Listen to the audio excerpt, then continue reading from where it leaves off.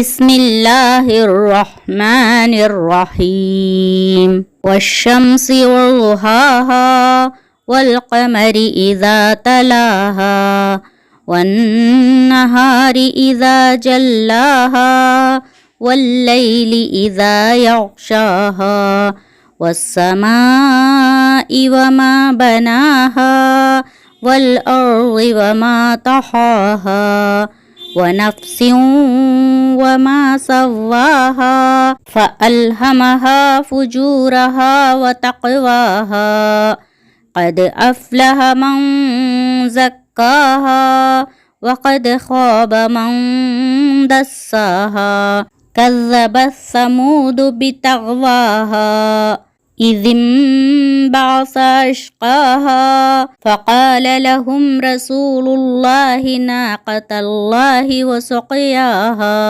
فكذبوه فعقروها فدمدم عليهم ربهم بذنبهم فسواها ولا يخاف عقباها۔ ترجمہ۔ سورہ شمس مکی ہے، اس میں 15 آیات ہیں۔ شروع اللہ کے نام سے جو بہت مہربان نہایت رحم کرنے والا ہے۔ قسم ہے سورج کی اور اس کی دھوپ کی اور چاند کی جب اس کے پیچھے آئے، اور دن کی جب سورج کو نمایاں کرے، اور رات کی جب اسے ڈھانپ لے، اور آسمان کی اور اس ذات کی جس نے اسے بنایا، اور زمین کی اور اس کی جس نے اسے پھیلایا، اور نفس کی اور اس کی جس نے اسے سنوارا۔ پھر اس کو برائی سے بچنے اور پرہیزگاری کرنے کی سمجھ دی۔ جس نے اسے پاک کیا وہ کامیاب ہوا، اور جس نے اسے خاک میں ملا دیا وہ ناکام ہوا۔ قوم سمود نے اپنی سرکشی کے باعث اسے جھٹلایا۔